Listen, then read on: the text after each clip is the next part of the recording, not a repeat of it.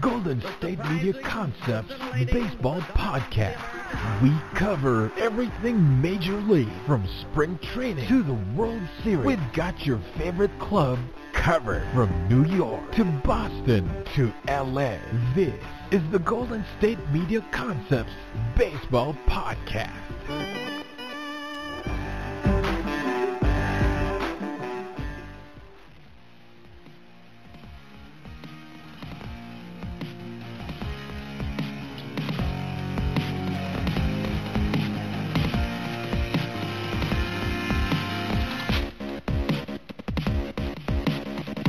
Hello, everyone, and welcome back to the GSMC Baseball Podcast, brought to you by the GSMC Podcast Network. I'm your host, Jack Ridenour, and the time is finally here.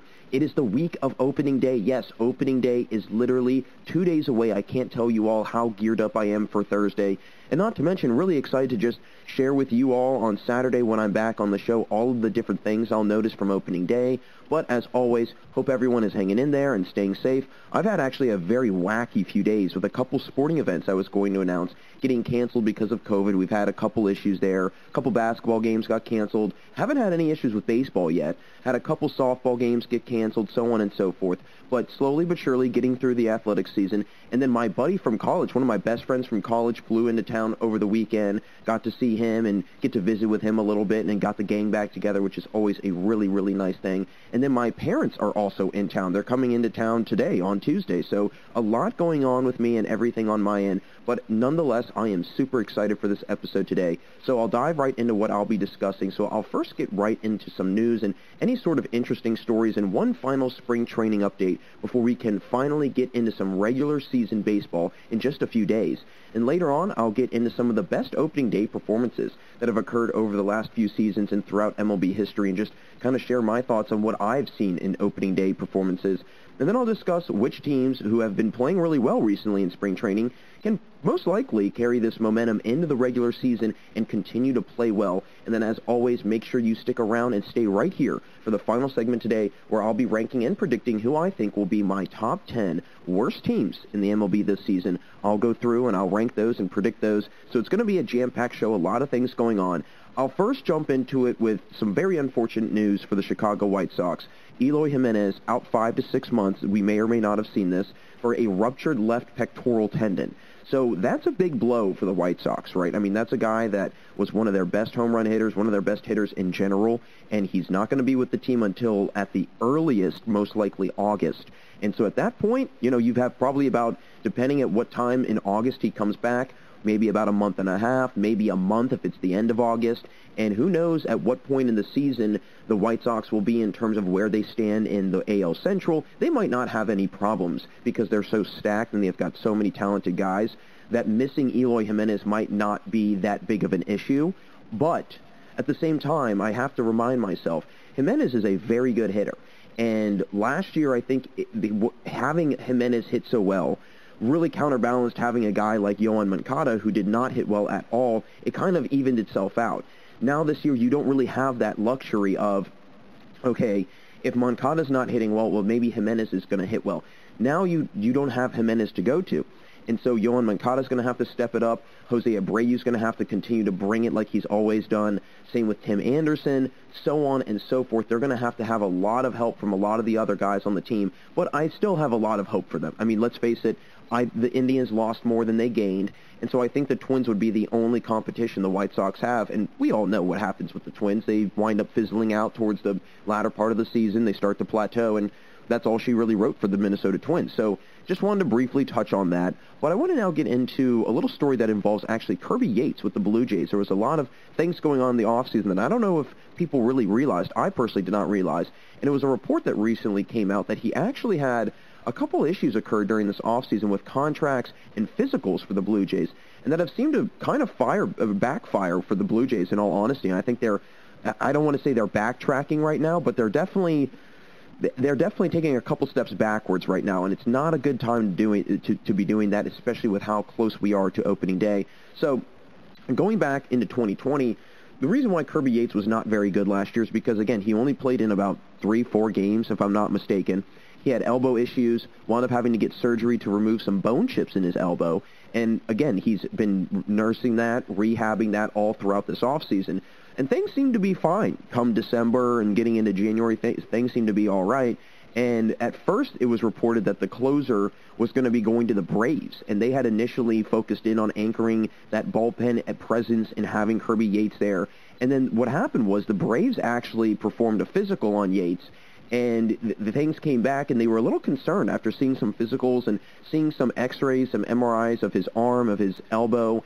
And so immediately the Braves were kind of like, thanks but no thanks. They became incredibly disinterested all of a sudden.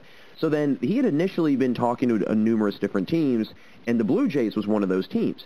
And so as a result, he went back to the Blue Jays. They reopened negotiating. They reopened the talks that they were having, and he felt that he could stay healthy. And so the Blue Jays signed him to that 1 year, $5.5 million deal. But now further MRIs have revealed that he might have to get not only a Tommy John surgery, but his second Tommy John surgery in his career. So a really big blow for the Blue Jays, a huge blow for Kirby Yates, and it could really be devastating for him. I mean, having 2 Tommy John surgeries in a career, that doesn't really add up for anything good, in my opinion. I mean, you don't really hear about many of the top-tier pitchers in baseball having a 2, maybe even 3 Tommy Johns. Maybe 1, sure. I mean, I know Chris Sale's coming off a Tommy John, so you do have top-tier pitchers that have to deal with that. But having 2 surgeries like that in your career, that is not a good thing at all. And they've actually now started searching for other bullpen pieces. They are really trying to go out and find anything that they can for that bullpen. So this could become an issue for the Blue Jays, and this could become a weakness of theirs because of, again, just the lack of awareness that not only the Blue Jays lacked, and not only Kirby Yates lacked, but just really everybody. And I think that's going to be something that to really pay attention to in not only just this instance, but other instances where a player comes over in a transaction and certain MRIs reveal something. It's a serious thing. You really have to pay close attention to that because it could be a matter of somebody making $5.5 million, making $18.5 million, whatever it might be, right? I mean, imagine if Marcus Semion's MRI had come back kind of iffy and physicals did not pan out the way they wanted, and he had already signed that contract. That would be $18 million that they would be wasting. And now they're wasting $5.5, not as bad as $18 million if they were to be doing that. But at the same time, I think that this is something that needs to be looked at very carefully for teams, especially with trying to get physicals done and seeing what kind of players and what kind of personnel fit with their team, but also the past that those players and personnel have, because you don't want to have an issue like this. I mean, before 2019, Kirby Yates was nothing special. And then he had a huge year in 2019. He had already had Tommy John surgery one time, and then he started to have elbow issues again, and then now he's back to Tommy John. And I'm shocked that this doesn't happen more, where physicals kind of deter teams from going out and getting certain players, and I guess you don't really find that out until you go out and perform the physical. So hopefully the Blue Jays can figure out a bullpen piece, especially a main closer, because time's ticking right now, and they don't really have much time to figure out what they want to do.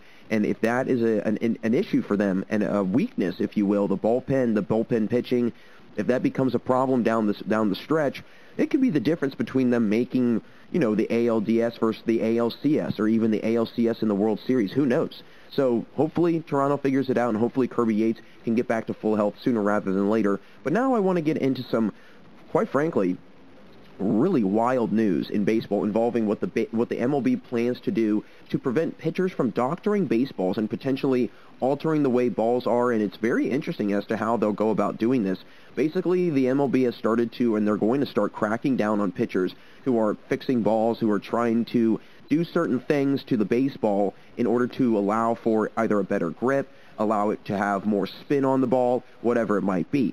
And so what they're going to do is they're going to start collecting baseballs to check and see after each game. They're going to check and see which balls have been doctored. And then they're going to go back and trace those balls back to those pitchers who were handling those balls during those games. And they'll be able to see which pitcher is going to start kind of getting focused in on and really having a keener eye close in on them and watch them with what they're doing with the baseballs and everything like that, and any sort of outside substances that they might use to alter the spin and the rotation of the baseball, which ultimately does result in an effect in an aftermath in how the ball is hit, how the hitter's able to hit the ball, whatever else. There's a huge scientific thing behind it. But basically, they're trying to minimize with the amount of altering of baseballs, and so they're going to start tracking which pitchers have pitched with which balls.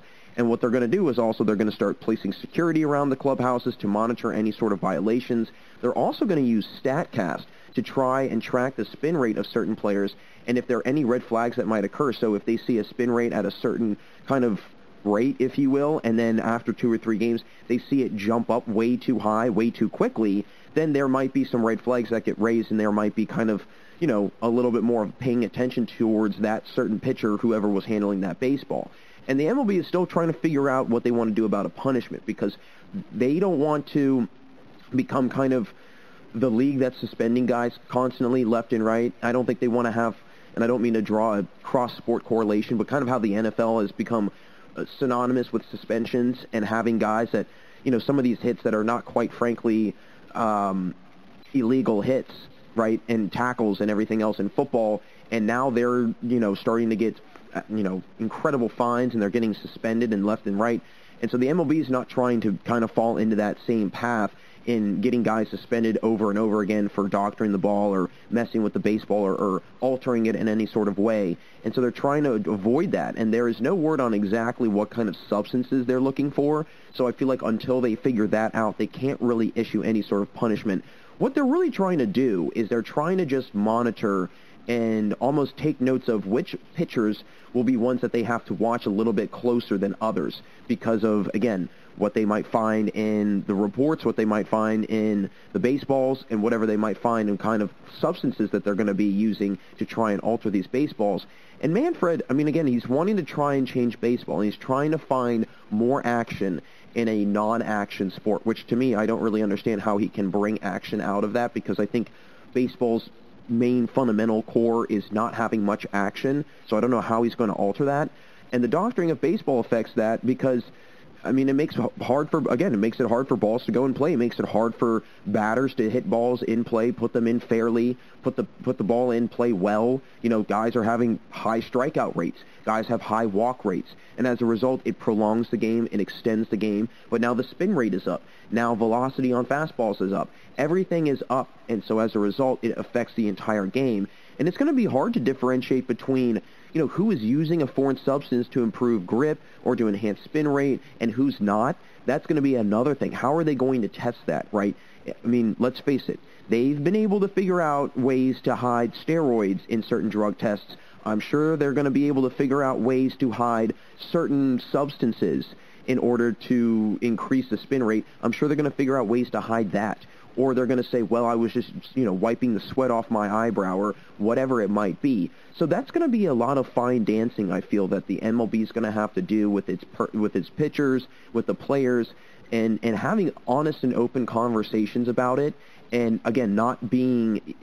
The MLB can't really crack down super hard right now because they haven't even defined, like I mentioned, what substances they're looking for. They haven't defined what's going to be classified as the red zone, the stay away territory, if you will, or the danger zone, if you will, and what is going to be okay for them and what's going to be acceptable. So they haven't really defined that yet, so the MLB can't really crack down. They can't really enforce rules that they have not put into place. And I think many people in baseball feel that it's an ongoing issue with pitchers in doctoring baseballs, and we've seen a lot of different kinds of, you know, cheating scandals in Rob Manfred's commissionership, first with electronic sign stealing, now we see it with doctoring of baseballs, and there have been pitchers that have been very outspoken about doing it, and they have gone out and said, yeah, I do mess with the ball, and it does increase my spin rate, and it does make things a lot easier for me pitching-wise, it gives me a better grip on the ball, so on and so forth. And we've had instances where team personnel gets in trouble for actually handing out certain substances. A clubhouse manager for the Angels, Brian Harkins, he was fired for being caught giving substances to opposing players to help fix baseballs. But then what happened was he wound up countersuing the MLB, and he claimed that he knew of many, many, many big-time pitchers like Felix Hernandez, Justin Verlander, Corey Kluber, just to name a few that were actually doing this. And he had shown the MLB and the court text messages that he had received, and he had all these text messages from all these players asking for that certain substance. And so as a result, again, we have kind of an issue on our hands. It's starting to get out of hand. It's starting to get out of control where guys are really taking it too far and they're taking advantage of it. And now, as a result, you kind of have to backtrack and say, okay, well, we have to reel this back in. We have to crack down on it a little bit more, and we're going to have to start doing things a little bit differently. But the MLB, I think, definitely needs to do something because, let's face it, right, if this is another instance of players cheating, then there needs to be some sort of defining definition or defining moment where it ends, right? We've seen it with steroids, and it's pretty much slowly worked its way out. I mean, who knows? There might be, some guys on certain teams that are still doing it, and they're able to get away with it. Who knows? Again, technology is an incredible thing, so I'm sure they've been able to figure out something.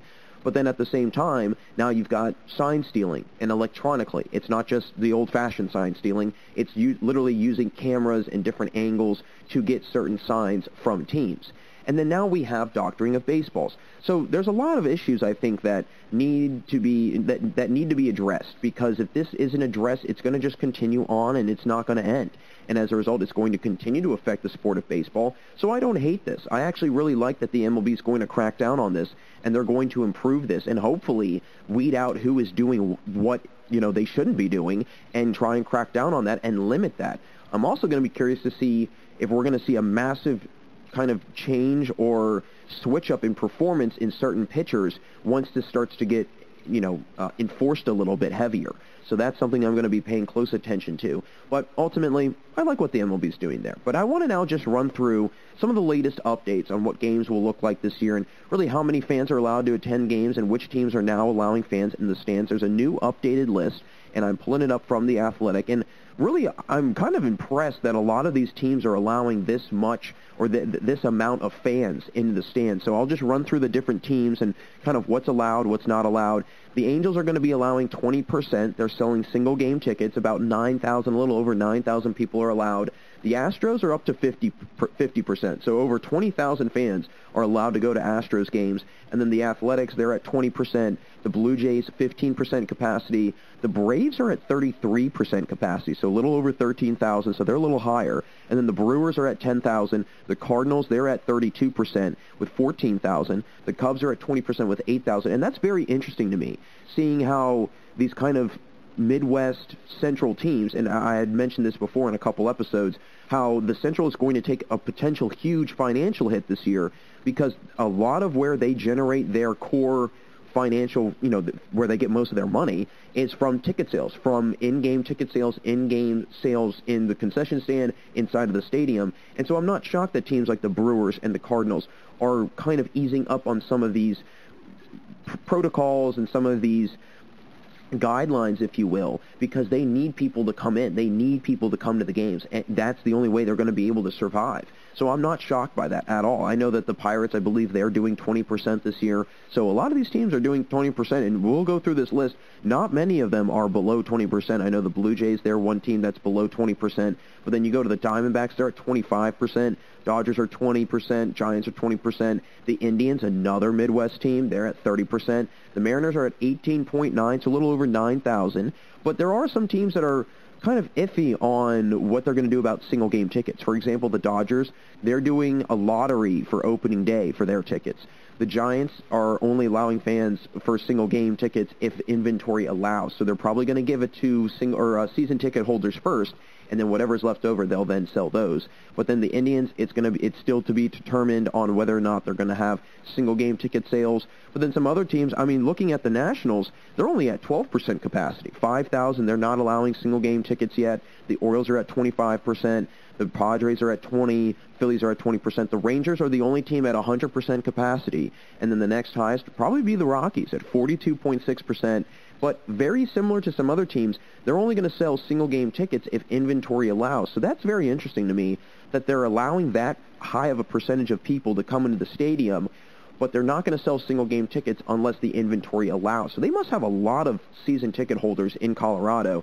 And I know I had mentioned in the last episode I did where I discussed what the issues were in the Rockies, and internally right now, they haven't had any issues with ticket sales. They haven't had any issues with attendance rates over the years. And so maybe that does speak volume to what their fans say about their team and also why they're allowing, that many people into the stadium, but they're not allowing necessarily single-game tickets. But most of these teams are allowing single-game tickets, right? The Pirates are actually at 25% capacity, so a little over 9,000 people. They're allowing single-game tickets. The Rangers, the same thing. The Rays, the same thing. A lot of these teams are allowing single-game tickets, but there are some that aren't doing that yet. The Mets are, for one, not doing that. The Padres are another team that's not doing it. And the Orioles, they're allowing single-game tickets, but not on opening day. Same with the Phillies. So a lot of very interesting things that some teams are doing to try and limit the amount of people coming to the stadium. And I think slowly but surely we're definitely going to see more and more an easing up of those guidelines and of those kind of ramifications of the pandemic once we get into the summertime as more people get vaccinated. I think that we're going to definitely see a slow changing of the amount of, people that come to games, the capacities, whatever it might be. So I'm really excited for that because it means you can just go back to a baseball game. But I want to wrap up today's first segment with a little typical update from spring training and really who has continued to play well and could very well keep this up going into the season. So I'll pull up the stats here and get into some things. And first things first, I really have to highlight Josh Bell. I haven't really spoken much about Josh Bell because I feel like it's almost, I personally at least assume that he's going to play well because I think he's a very talented player. But he's been playing great in spring training. On a new team in Washington, he must feel a lot better being in a team that's actually going to compete for a division championship and compete for the playoffs. He's been batting .385 during spring training with 39 at-bats. He's got 5 homers, 12 RBIs, he's got over 1,300 OPS. So he's having a great spring training. Tyler O'Neill continues to play very well for the Cardinals, a .368 average, a little over 1,000 OPS, which is, again, a good sign seeing that somebody from the Cardinals outfield is going to be able to step it up this year because, let's face it, in previous years, they have really lacked offensively in what they got from their outfield in previous seasons. So then getting in a couple pitchers, because there have been some pitchers that have pitched very well. I mean, Kenta Maida's been pretty much unhittable. I mean, a .63 ERA. He's been on a tear from last season, a .42 whip, and he, again, led the MLB in whip last year at a .75. He's only pitched 14 1/3 innings, but honestly, that's a good bit of innings for a starting pitcher, an everyday starting pitcher, especially when it's spring training. I mean, he's pitched in 4 games, 18 Ks, so he's really on a solid tear right now. Jacob deGrom also continuing on his domination, .66 ERA, 13 2/3 innings pitched so far, .66 whip. So again, he could be back to his full self like he's been the last 3 years. I mean, he's been consistently the best pitcher in baseball, I would say, since 2017, I would say. And then Sandy Alcantara, he is having a great spring training. I know I mentioned him in the last episode. I'm really excited to see Alcantara and what he can do this year. Last year was in and out of the lineup with that COVID issue, and then it took him about a month to get back into the swing of things. So this is going to be a nice, good full season for him, and I'm excited to see what he can do. Again, he's up there in one of the top strikeout leaders in spring training so far this year, and he's actually tied with a couple guys up there for the most at 24 Ks. Jose De Leon for the Reds also has 24 Ks, but he's got an 8.6 ERA, so not a great ERA to have, even though he does have a lot of Ks. But then also Husker Yanoa, he's got it's 24 Ks as well, but he's got a 7.5 ERA. So Alcantara is showing that he not only has a great ERA, he can limit runs, but he can also strike guys out, and he can get outs in the palm of his own hand. So really good sign for the Marlins. But, folks, I think that's going to do it for us in this first segment. But, as always, don't go anywhere, because when I get back from the commercial break, I'll get into some of the best opening day performances over the years and in MLB history in general. Folks, stay right there. We'll be right back here on the GSMC Baseball Podcast. This is your ultimate stop for everything sports. The Golden State Media Concepts Sports Podcast. Should I say more? From the NFL, MLB, the NBA, to MMA, it's all in here. The Golden State Media Concepts Sports Podcast. Listen now.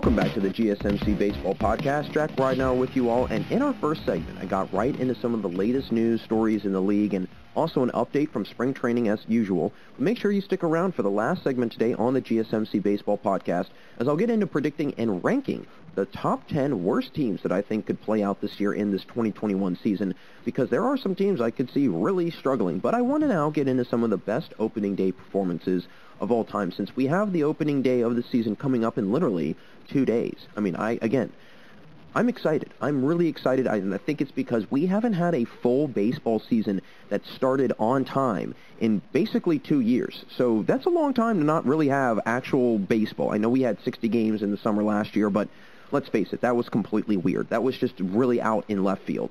That did not seem right. That did not look right.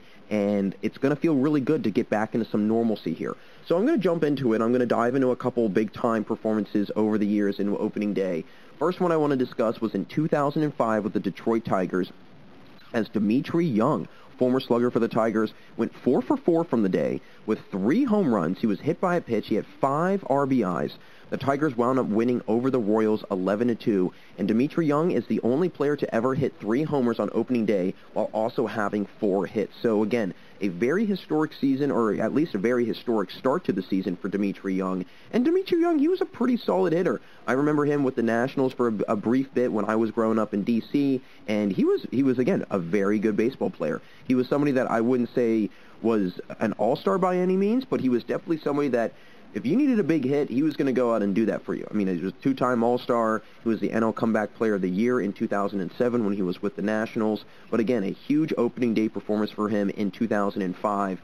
And, I mean, especially if you're starting the year off hitting 3 home runs, that's pretty impressive. I mean, that is actually very, very impressive if you ask me. So definitely very, very good start to that 2005 season. And he actually wound up having a pretty solid season in 2005. Batted .271 that year, went on to have 21 home runs, 72 RBIs. It was actually one of only 3 seasons where he was over 20-plus home runs. That season in 2005, then 2003, his first All-Star season, and then in 2001, he had 21. So again, a lot of success in his career, 2-time All-Star. He did a lot of good things. But I want to get into now Kirk Gibson and what he did in 1986. In that opening day, again, also with the Tigers, he went 4 for 4 from the plate with 2 home runs and 5 RBIs. The Tigers beat the Red Sox 6-5 in a very, very close one. And actually, what was interesting about the home runs that he hit in that game, the first home run he hit tied the game up at 5. And so it forced things into extra innings, and then Kirk Gibson wound up hitting the game-winning home run, the walk-off homer against the Red Sox. So those 2 home runs were really instrumental for him and the Tigers in general. And he had a pretty solid season in 1986, batted .268. He had an .863 OPS, had 28 home runs. He had 86 RBIs. And he had, again, it was the first of, or it had been the first year in the last 2 seasons, the 2 seasons prior, in 1984 and 1985, where he was not an MVP candidate. In 85, he finished 18th for the MVP, and then in 84, he finished 6th for the MVP. But then in a couple years later, he wound up winning his lone MVP. And what was very interesting about Kirk Gibson is, I mean, he won an MVP, he's a 2-time World Series guy, but he's only had a Silver Slug and an ALCS MVP outside of that. He's never been an All-Star before, so I do find that very interesting. But he had a pretty solid year in 1986. So now getting into another guy who played really well in 1986, and it was actually his lone All-Star season. It was the only season that he really, I would say, blossomed into the player that he was, Jim Presley for the Mariners. He was 3 for 4 in 1986 on opening day. He had 2 home runs, hit by a pitch, and he had 6 RBIs. Now, he only played 8 years in the MLB, but this is what is very interesting about this 1986 season opener, is that Presley actually walked the game off with a walk-off grand slam. And he's one of only 3 players to ever hit a walk-off grand slam on opening day. Sixto Lezcano in 1980 did it with the Brewers, and then recently, from last year, Matt Olson did it in 2020 with the Athletics. So again, a feat that actually was conquered not too long ago, but Presley, he really set the precedent. I mean, he did an incredible job on that opening day. If you have a walk-off grand slam, you're doing something right. And he batted .265 that year while having 27 home runs and 107 RBIs. He followed it up the next year with 24 homers and 88 RBIs. But after that, it was a massive drop in production. I mean, it really dipped down for him. Went from 24 homers in 1987 to then 14 in 1988, 12 in 1989. He had 19 in 1990, but then he only wound up having one home run in 1991. Again, his career was cut short, only played in 8 seasons, but that 1986 one was a special one for him without question. Now, I want to get into Rio Mandessi in 1999, who had a huge opening day performance for the Dodgers, going 4 for 5 from the plate, 2 home runs, 6 RBIs. The Dodgers won 8-6 over the Diamondbacks, and he actually hit the game-tying 3-run homer in the bottom of the 9th, and then he went and did a walk-off home run or had a 2-run walk-off homer in the bottom of the 11th. So Mandessi had another very clutch performance on opening day. What a way to start the season, right? I mean, what a way to get things going for your team when you hit a walk-off home run, when you have a walk-off hit, whatever it might be on opening day. Pretty special, if you ask me. And it was actually in 1999, it was a stretch of 3 seasons in a row, 1997 to 1999, where Mandessi had 30-plus homers and 80-plus RBIs. In 1999, he actually had a career high in all of his numbers in home runs and RBIs, 33 bombs, 99 RBIs. He had a 253 average, an 815 OPS, slugged 483, so a pretty solid season for him. He was an All-Star in 1995. He was actually a Rookie of the Year also in 1994. He was a 2-time Gold Glover, so pretty successful career for the most part. And again, he played much longer than Presley did, 13 years in the MLB, so quite some time to be a professional baseball player. But then getting into 1926, so we're going way back in time with Walter Johnson. And I don't know if anybody knows the stories of Walter Johnson. Again, for me, growing up in Maryland, right outside of D.C., you hear a lot of things about Walter Johnson. I mean, there's actually a high school in Maryland called Walter Johnson High School, which, fun fact, Tim Kirchin actually graduated from. And so that's how big of a deal Walter Johnson is in Maryland and in just D.C. in general. Hall of Famer, one of the best pitchers to ever play the game, 2-time MVP, 3-time Triple Crown winner, played 21 seasons. He has the all-time record for shutouts in a career with 110.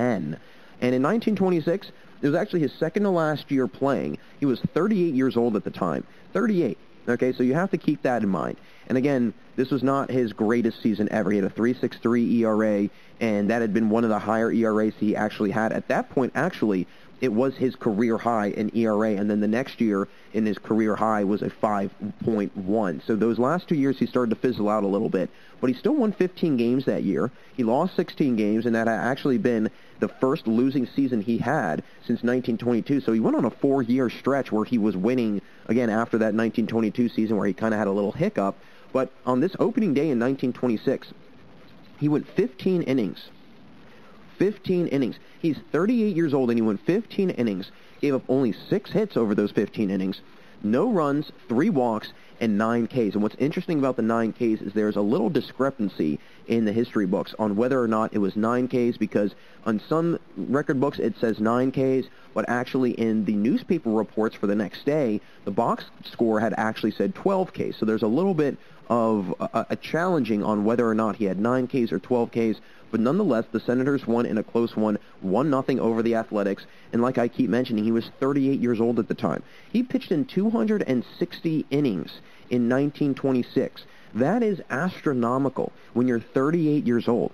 I mean, and again, guys back then were not throwing the ball as hard as they do now. So you can maybe try and reason why some pitchers were able to play for so long. And again, I mean, he played for 20 years, literally. I mean, he started when he was 19 in 1907, and he retired in 1927 at the age of 39. So that's a long time to play Major League Baseball. But again, probably was not throwing the ball 105 miles an hour. Probably was not having wild drop and wild dip on his curveball like some guys do now, having crazy spin rates. So, again, another very, very impressive performance by Walter Johnson, the big train, as they call him. But now I want to get into another pitcher that actually is in a major historic column for himself, and he's really in the only company, in Bob Feller, 1940. And in this opening day performance, he went 9 innings. Okay, so he pitched an entire game. He pitched a full, complete game. He gave up no hits, no runs, 5 walks, and he had 8 Ks, and is the only opening day no-hitter to this day that any pitcher has ever had. The only one, Bob Feller in 1940. The Indians wound up winning over the White Sox 1-0, and it was actually the first of 3 career no-hitters for him, and he was 21 years old at the time.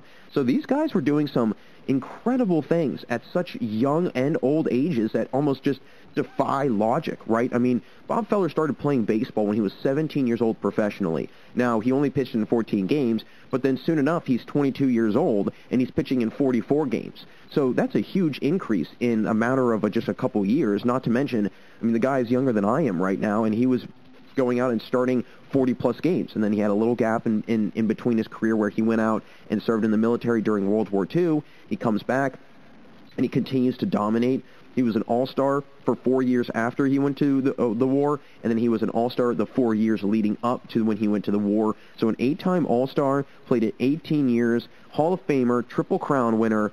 I mean, he's one of the best pitchers of all time, right? I mean, there's no question about that. And especially in 1940, I mean, he went on to have a league high, not just an AL high, but a league high, 27 wins. He was 27-11. He had a 2.6 ERA, which was the best in the AL. He started the most games in the AL at 43, played in the most games with 43, but then he started the most games in the entire MLB with 37. He also had the MLB high in complete games with 31, and he also led the MLB in innings pitched with 320 and a third. So it's kind of crazy to think that somebody at 21 years old was able to put up numbers like that. That's insane. That is literally insane. He had a stretch of years from 1938 to 1941 where he had 240-plus Ks in each of those 4 seasons. And he actually led the MLB in strikeouts in each of those 4 seasons, 1940 being one of them where he had 261, which was actually the most strikeouts he had before he went to the war. So a career season before he had gone off to the war, but then when he comes back, literally 2 years after he ends his service in the war, he has a career high, an MLB high, 348 Ks in a season in 1946. I mean, again, you do the math. I mean, the guy is literally one of the best pitchers of all time. So another really, really big performance. So I'm going to get into now just a couple more opening day performances, and one of them, actually, it's 2 of them that are very, very impressive. 2017, 2018, both of them by George Springer, and the reason why is because he actually hit a leadoff home run in each at-bat in 2017 and in 2018, and he's actually the only player to do so in consecutive opening days. He's literally the only player to do that. So another incredible feat, if you ask me, that not many people have been able, nobody's been able to accomplish. So I definitely have to tip my hat to George Springer on back-to-back season opening lead-off home runs, if you will, in consecutive years. And then getting into some other players, George Bell in 1988, 3 for 4 from the plate in that opening day game, 3 home runs, 4 RBIs, and he was actually the first player ever to have 3 home runs in an opening day performance. So again, some very historic milestones for a lot of these players, and especially for George Bell. And George Bell, I mean, he was a great baseball player. MVP, 3-time All-Star, 3-time Silver Slugger. 1988, it was a pretty good year for him. I mean, he batted .269, he had 24 homers, 97 RBIs. He had been coming off of a year where he had a career high in RBIs and also an AL high in RBIs with 134. So a lot of success for George Bell, but on that opening day in 1988, he was definitely following up that success he had in 1987.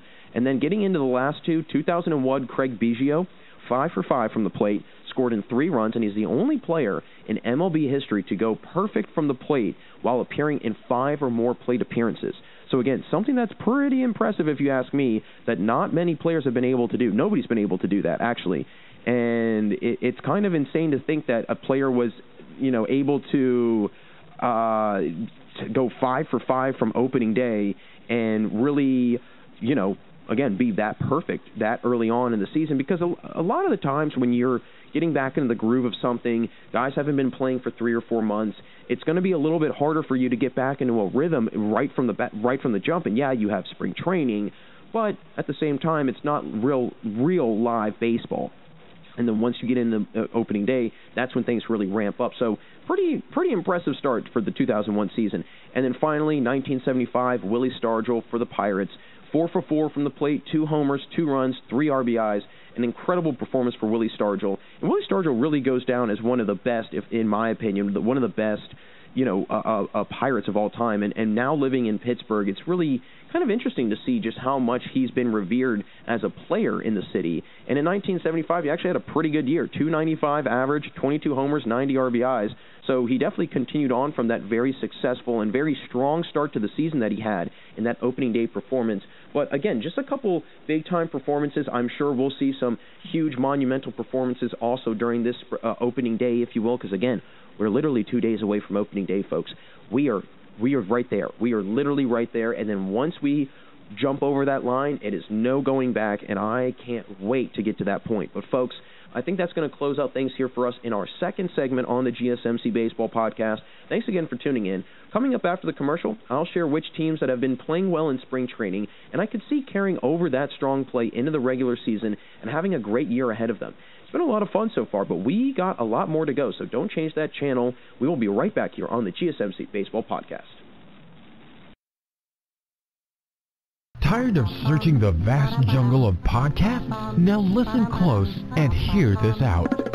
There's a podcast network that covers just about everything that you've been searching. Hey! The Golden State Media Concepts Podcast Network is here. Nothing less than a podcast bliss with endless hours of podcast coverage. From news, sports, music, fashion, cooking, entertainment, fantasy, football, and so much more. So stop lurking around and go straight out to the Golden State Media Concepts Podcast Network. Guaranteed to fill that podcast itch. Whatever it may be, visit us at www.gsmcpodcast.com. Follow us on Facebook and Twitter, and download us on iTunes, SoundCloud, and Google Play.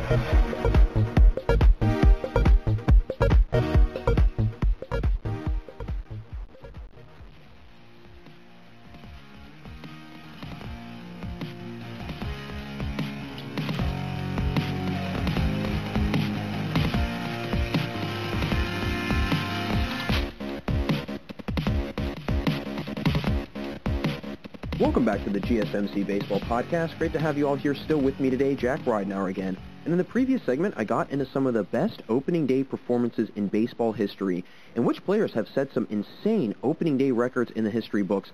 I want to now get into which teams that have been playing pretty well down in Florida during spring training that could potentially translate that over into this season and play really, really well throughout the rest of the year.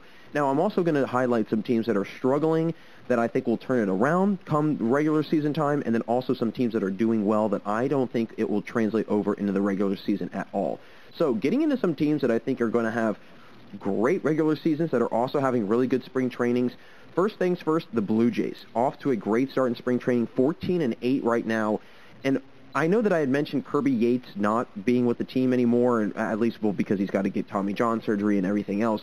I do wonder if that's going to be their kryptonite. I do wonder if that's going to be their one little kink in their armor, the bullpen pitching, how that's going to be affected. I could see them come trade deadline time being a big-time buyer, especially if they think they can go all the way to the World Series. I could see them going out and trying to get a big-time closer, a big-time relief guy, because they're going to need somebody to come into a later inning situation, man on second, man on third, 2 men on, 3 men on, whatever it might be. They're going to need somebody that's going to be able to get them over that hump, out of that jam that they're in, and try and pull out wins in close situations, because that's how really good teams, I think, are made. If they can come out in really close situations and wind up winning, and they're able to, again, rely on that bullpen pitching, they can rely on late game, deep into the lineup hitting, then that's when you've got a really good team, when everybody is doing their job. And I think the Blue Jays, they've got a lot of guys that can do that. They just need to figure out that bullpen pitching.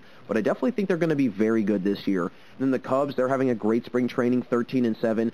I think it'll translate over into the regular season, because at the same time, as much as I say that the Cubs will not be as good as everybody's thinking, and they're not going to be, one of the top 2 teams in the Central, they do have the same exact team that they've had for the last 2 or 3 years. They don't have Darvish anymore, however, and they don't have Schwarber. But they still have Baez, they still have Rizzo, they still have Ian Happ, they still have Wilson Contreras.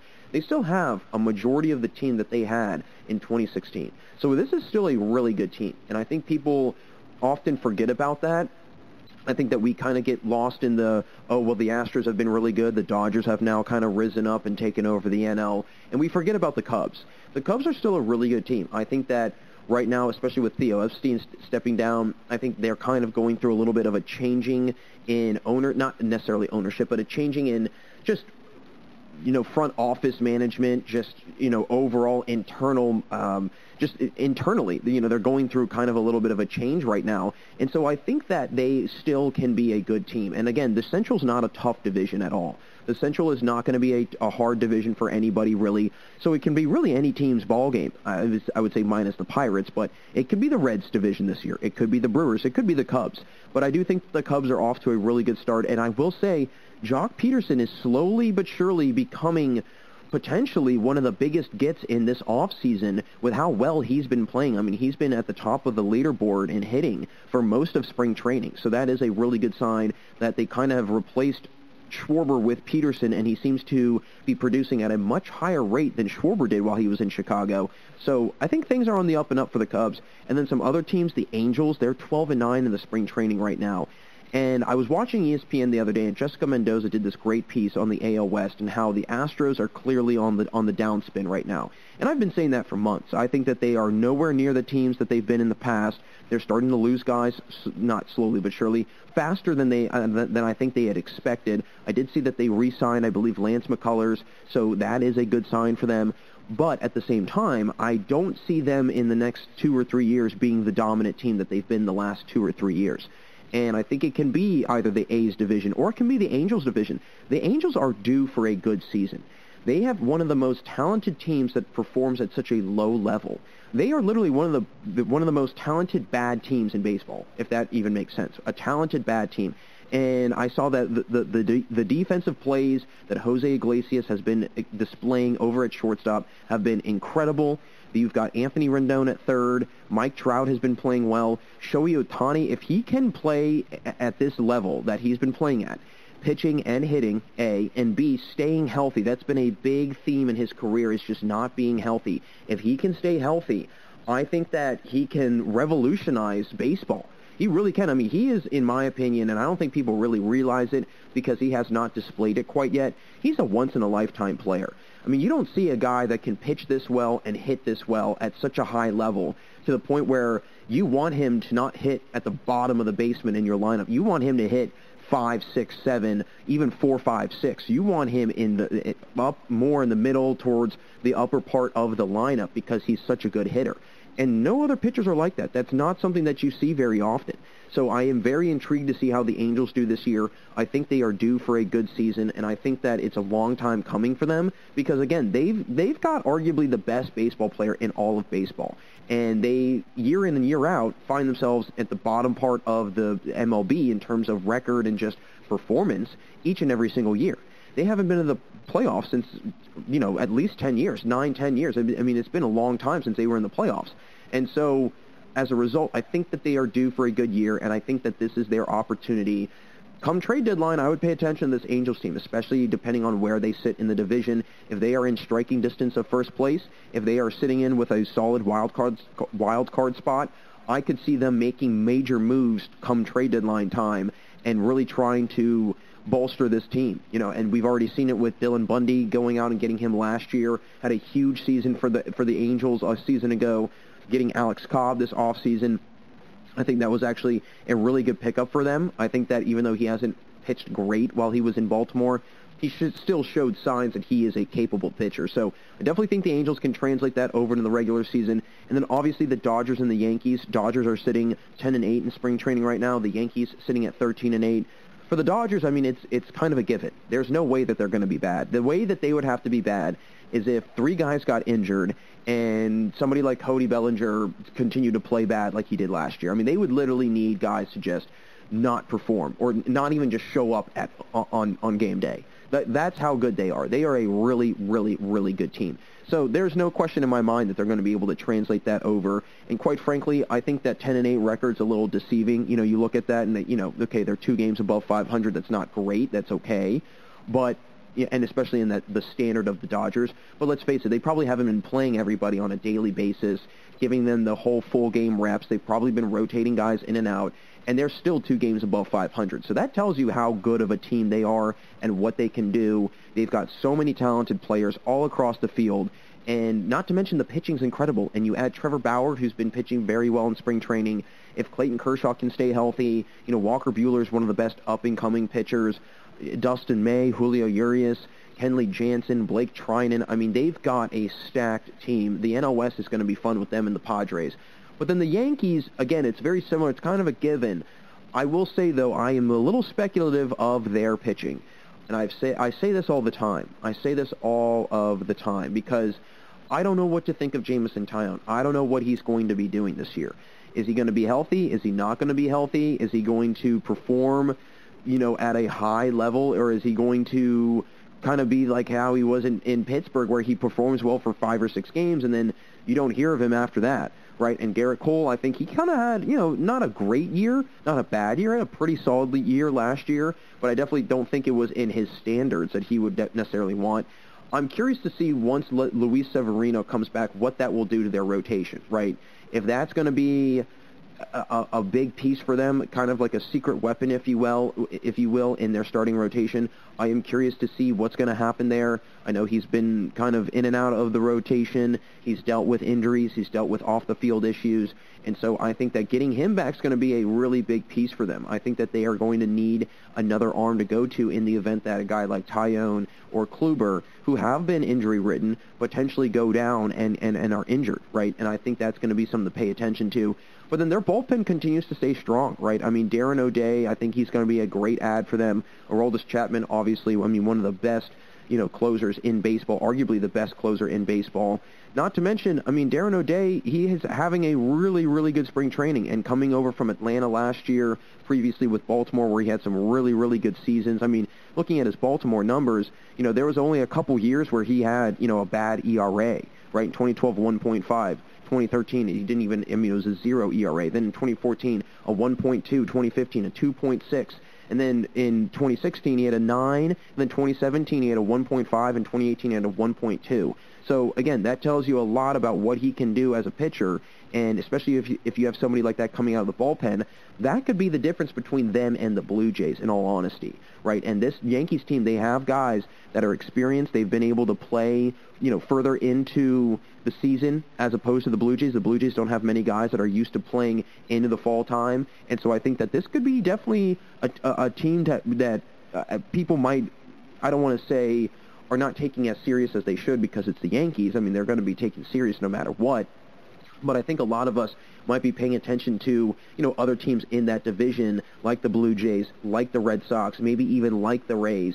And we're kind of always taking the Yankees for granted because they're always a good team, and we don't really appreciate how great they are because they are a great team. I just do wonder if their starting pitching is going to hold together as opposed to their bullpen pitching. I think their bullpen pitching will be fine. It'll be the starting that I do pay attention to. But then the Athletics are another team that I think are going to do great. 12-9 in spring training, very similar to the Angels. I think that it can be the Athletics division this year. I think that they can win the West. It's just a matter of them putting together those winning teams and putting together that type of run that they need, and also getting guys to play well, right? Matt Chapman did not play well last year. Matt Olson did not play well last year. They lose Marcus Semien. Now they have Elvis Andrus. How will he affect things? How will he step into that role? You get Trevor Rosenthal, but you lose Joaquin Soria, and you lose Liam Hendricks. So you lose 2 of your main bullpen guys. You lose a closer, and now you get Trevor Rosenthal. And Rosenthal is great. I'm not discrediting Rosenthal at all. I do think that, obviously there could be some issues that could arise. It always happens with bullpen guys. You never know. There could be a game that they blow it, and that's what happens. But at the same time, I think that they can still be a really good team no matter what. But those are some teams I think that are going to carry it over into the regular season, and they've been doing well in spring training. Now, just 2 teams that have been struggling that are going to clearly turn it around. The Padres, they're 9-12. The White Sox, they're 8-11. The Padres, again, I think that they're kind of getting their bearings, if you will. They're trying to figure out what to do with all this talent. It's a team that I don't think, especially in the last couple years, before last year, they had not been to the playoffs since 2006. So they're not used to having a really good team like this. And so I wonder that sometimes when these teams that are not used to having this much talent, they don't really know what to do. They don't really know how to handle all of this talent all at once. I think it is going to have some growing pains. I think there will be some ups and downs, but they're going to still be a dominant team. They're still going to be a really, really good team. Not to mention, they've got great pitching. They've got great hitting. I mean, on the surface, they look like a fantastic team. On paper, they look like a sensational team. So I'm not really worried about that 9-12 record. The White Sox 8-11. I know that Eloy Jimenez, I know I briefly mentioned it in the first segment. I know that he is injured. He's going to be out till at least August. That does do a lot of things for the White Sox that are not really positives. I still think that they can figure it out, though. I think you've got a manager like Tony La Russa who can bring guys together. I think you've got a lot of talent already there. You've got the pitching. You go out and get Lance Lynn. You get Liam Hendricks. You add pieces that you needed to add, and I think that's going to really turn into a good season for them. I think they're definitely going to miss Eloy Jimenez, but at the same time, I'm looking for some other guys to really step up on the White Sox. I'm looking at some guys like Yohan Moncada, who did not have a very good year last year at all, batted around 220, coming off a year in 2019 where he batted 325, 315, and he needs to really step it up this year. I think he knows that now, especially with having a guy like Eloy Jimenez now out of the lineup. They're going to need him to step up big time, right? And I think that that's going to exactly happen. But, you know, looking at their team, they've got a solid team, right? I mean, they've got good players across the board. Yes, Monty Grandal behind the plate. I mean, one of the best catchers in baseball. You've got Jose Abreu, Tim Anderson, Nick Madrigal, who I think a lot of people also forget about sometimes. He's been playing very well early on in his career. And you've got guys like Luis Robert, who was one of the best rookies last year. He came in second in the AL Rookie of the Year voting. So I think the White Sox are going to be just fine. I do think that losing Jimenez is going to definitely affect them in some ways. I mean, the guy put up insane numbers last year, especially in the shortened season. I mean, over 40 RBIs, he had 14, 15 home runs. He had a very good season. So they will miss him, but I think they'll still be able to figure it out. But then just three teams that are playing really well that I don't think it'll translate over to. Pirates, obviously, they're 12-10. I think this is a good sign for the future. I think because, you know, they've been playing a lot of guys that are in the minors. They're playing a lot of guys that have come up through their farm system, a lot of developmental guys. And so as a result, I think that this is a great sign for the future, that these, you know, guys and these up-and-coming players are playing this well and at this level against MLB talent. It's a good sign for maybe 4 or 5 years from now. Right now, no. There's no way that they're going to have a winning record. I mean, if the Pirates went and had a winning record, I would literally, my jaw would hit the floor so hard it would be bruised for a week. I'm not kidding you. It would be jaw-dropping. I would literally not know what to do. I would come back on this show and say I was really wrong and I am so sorry to the Pittsburgh Pirates, but I just don't think that this 12-10 spring training record is going to actually turn into anything, because once the regular season starts, I mean, that's when things really ramp up, and that's when you're going to start to see teams really lock in, really get focused, and I just don't think the Pirates have the personnel. They lost too much and they didn't gain enough. Royals, they're 13-7. Now, I think the Royals could actually be a little bit closer to 500 than people might think this year, but I don't think that they're going to be a team that's 6 games above 500 consistently, or, you know, it's even 10 games above 500. I think that this is a team that ultimately will float around 500 for most of the year. They'll probably battle it out for the last 3 positions with maybe the Tigers and then maybe the Indians. I just don't see the Royals having a good season this year. And now, again, I think that this says a lot about their future, and we might see the Royals and we might see the Pirates and the Rangers, as I'm going to get into in a minute. We might see them step up in the next couple years because this is a good sign of the personnel they have coming up through the farm system. And like I mentioned, the Rangers, I mean, they're 12-8. I really don't see that translating over to anything at all. I don't. I mean, maybe they do, maybe. But there's a lot of teams right now, like the Royals, like the Rangers, like the Mariners, that are in these rebuild phases in their organizations, and they are a couple years away from being good, but they can become good, and I think that they've got the potential to be good. It's just a matter of these players, these prospects, being able to get developed and being able to improve over time and over the next couple of seasons. So then once they are ready for the MLB, they can hit the ground running and they can make immediate impacts. But just a couple teams that I think are going to be very interesting overall to watch. But folks, I think that's going to do it for us in this third segment. But as always, thanks for sticking around. Stay right there because we'll be right back after this commercial break for the final segment today, where I'll give my rankings and prediction for the top 10 worst teams in baseball this year and who I think will have big-time struggles ahead of them this season. Don't go anywhere, everyone, because we have one last segment here on the GSMC Baseball Podcast. Want to know the latest in soccer? Then listen to the Golden State Media Concepts Soccer Podcast. From MLS, the World Cup, and the Premier League, we've got you covered. The latest updates, the hottest matches, and news on the league's top players. It's the Golden State Media Concepts Soccer Podcast. David Beckham scores the goal to take England all the way to the World Cup final. Listen now.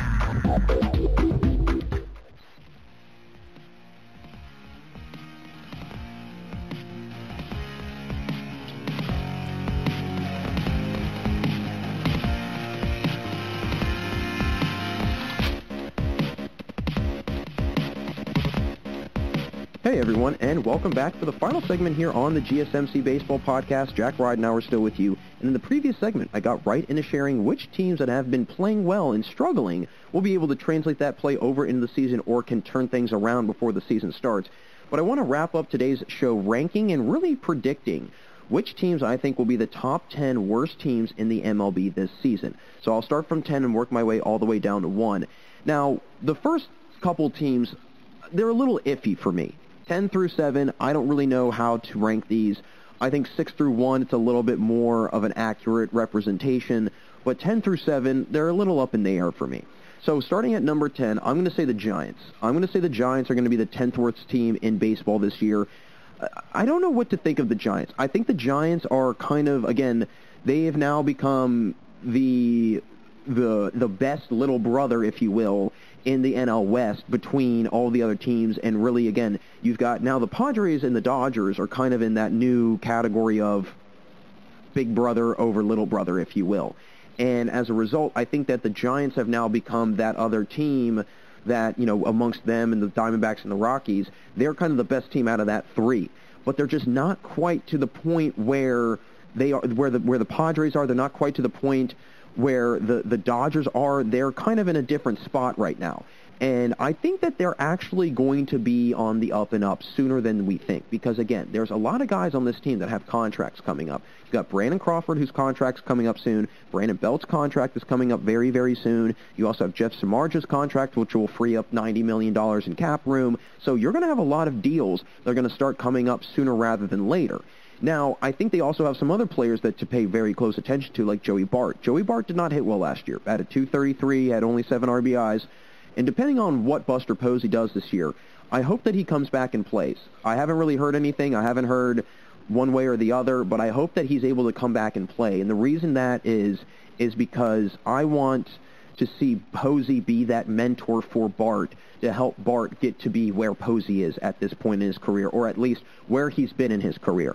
Because Bart's 23 years old. I mean, he's a young player. He's got a lot of time ahead of him, and so he could be really, really good. Now, once Brandon Belt's contract is up, that's going to be an interesting void to fill over at third base, right? I mean, this was a guy that a year ago, he had 9 homers, 30 RBIs, batted .309, and he had a 179 OPS plus while playing in 51 of the games. So he had a really good season. Brandon Crawford, when his contract goes up, you know, they're going to have to figure out the shortstop position.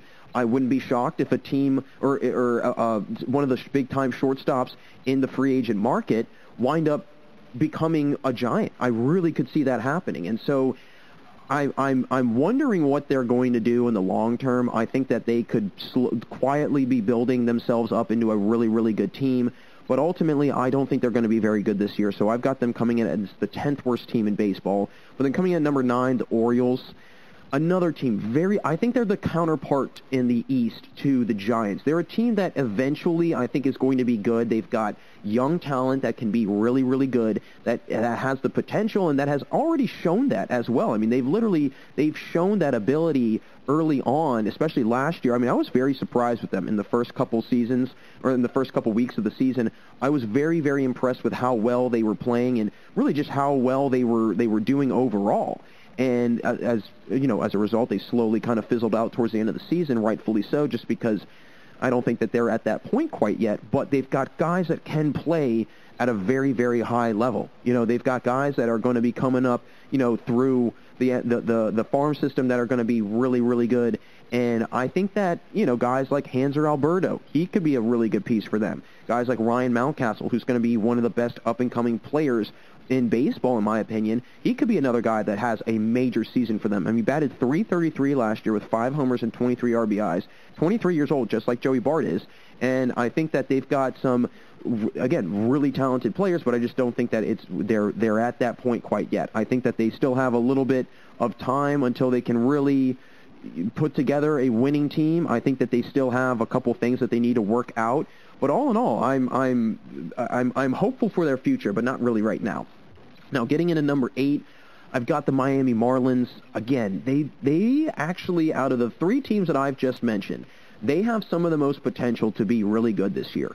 And I know it might not seem like they'll be good because of who they're going to be going up against in the division, but they've got some of the best young pitching, I think, across the board in baseball. I mean, they've got guys that are, Sandy Alcantara, he's 24 years old. Sixto Sanchez, he's 21 years old. Alcantara is 24 years old. Pablo Lopez is 24 years old. He had a 3.6 ERA. Alcantara had a 3 ERA last year. Sixto Sanchez had a 3.4 ERA last year. Their pitching across the board was very good. They don't have one guy that's over the age of 25 that started in a game for them last season. So that tells you a lot about their pitching and where it's kind of going. And I think that, they made some good they didn't make great moves. I mean, they were kind of quiet. They got Adam Duvall, so I think he'll add some good hitting in the outfield with Starling Marte.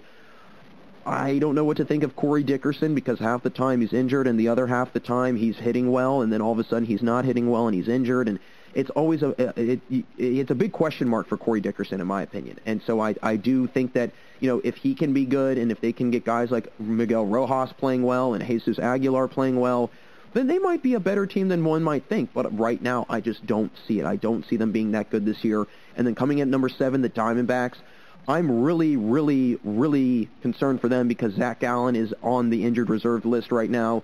He might be out for a little while, and I mean, he's basically their main pitcher, really. I mean, he is their main guy. He's their main go-to pitcher. He is 24 years old, coming off a pretty solid season, I would say 2.75 ERA, and I mean, it was literally the lowest he's had in his career, and he's only played in 2 seasons in the majors. So I think that he can become good eventually. I just don't know if they have other personnel. And again, they're in a tough division. Anybody that's in this division with the Dodgers and the Padres, it's going to be really hard to get out of. And it's going to be really hard to even showcase any sort of abilities.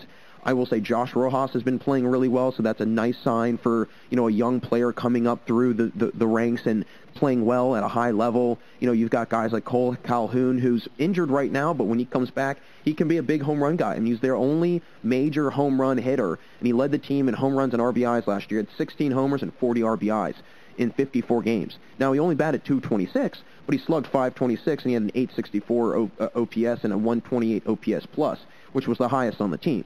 So he is their go-to hitter. He is their go-to power guy. And getting somebody like Asdrubal Cabrera, who brings a little bit of experience over at shortstop, I think that's going to do wonders. And then guys like David Peralta, who played at a high level in previous seasons.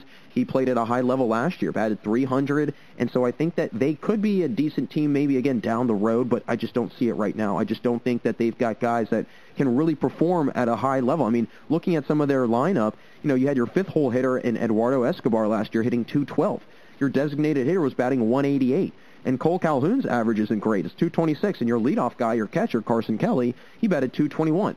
So you've got guys that need to still figure it out, and I just don't think they're at that point quite yet. So I got them as the 7th worst team in baseball coming up this year. Then my 6th worst team in baseball, I think that could be in the 2021 season, the Kansas City Royals. I could see the Kansas City Royals not being that great this year. I could see them being okay, but also not that great. I think that there are some things that they can, really glorify, like a really good farm system, like really good prospects, really good young players.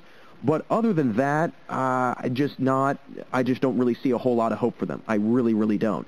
And so as a result, I am kind of, a little weary of whether or not they're going to be able to put it together this year. I really don't see that. So I have them coming in as my 6th worst team and then getting into the top 5 worst teams in baseball. I hate to say this about them because I think they're going to be really good eventually, but the Seattle Mariners, I don't have any hope for them. I just don't. I know that Jared Kelenic is going to be really good. Ty France will be really good. Kyle Lewis will be really good. They're not there quite yet, as a team at least. Kyle Lewis is there as a player right now, but they're not there as a whole. And I think that, again, that's part of it. You need to have a team that's going to be there as a whole. and not just partially, just a couple guys that play well, and that's it. And so that is something that I'm going to have to pay close attention to, whether or not they can get it together. Kyle Seager, he's a good player. He is a very talented player, and I wouldn't be shocked if maybe they use him as trade bait come the trade deadline, send him over to a contender that's going to need a good solid bat at third base, and then all of a sudden they've got a couple prospects, and they could really find themselves in a better spot. So I've got them as the number 5 worst team. Then my number 4 worst team this year, the Rangers. The Rangers are, again, a team that they made one good move, so they take 2 steps forward, and they make one bad move, and then they take 1 step back. And it's a constant recurring theme for them, and I just don't think it's going to really amount to anything, right? I mean, getting Mike Foltynewicz, it's a step back, but then you get David Dahl, it's 2 steps forward, but you're still only a step ahead. And so as a result, I don't think they're going to be that great this year. The Tigers, I've got them as the 3rd worst team this year. The Rockies as the 2nd worst team. And I really hate to say this. I really do. But I think the worst team in baseball this year will be the Pittsburgh Pirates. The Pittsburgh Pirates, I'll kind of walk you through a little bit of what the Pittsburgh Pirates have done in the last couple months. The Pirates have pretty much traded away every single person on their team that was going to do anything impactful this year, minus Adam Frazier, minus Gregory Polanco if he stays healthy, minus Brian Reynolds, who I think Reynolds will actually be a very good player when it's all said and done. I have actually a lot of faith in him. I'm very impressed with him. I was very impressed with him in his rookie year. And then Ke'Bryan Hayes. Ke'Bryan Hayes could be one of the best third basemen in baseball. And that's the thing. They've got a lot of up-and-coming talent. They don't have anybody that can do it here and now and perform at a high level. I know that their division is very weak, and it's going to be very easy for them to kind of maneuver through things. But at the same time, it does make me wonder, okay, are they going to be able to even, have 55 wins this year? Are they going to even have 60 wins this year? I think 65 wins is a little bit of a stretch in my opinion. So I'm really kind of curious to see what's going to happen with the Pirates and what's going to happen, in the future for them. But I do think that they're going to be the worst team in baseball. And then the Rockies as the second worst team in baseball. It's sad because, again, kind of like the Angels, not to that extreme, but they've got great attendance rate. They've got great players. They've got really talented. I mean, when I was reading that article, and I remember when I was doing this episode a couple weeks ago, and I was talking about the different issues that the Rockies have had as an internal organization, thinking about all of the talent that they've had or that they could have had at one point or another on their team at the same time. DJ LeMahieu, Nolan Arenado, Troy Tulowitzki, Trevor Story. That's a really good infield. I don't know what you would do with the shortstop situation, but those are all 4 really good players that all play at a very, very high level. You could have traded for JT Realmuto, but you didn't want to do that. And as a result, and not to mention they have no pitching. They have literally no pitching. And I think there's more issues internally than they even know. And I think it is kind of an obliviousness that the owner and the GM both have.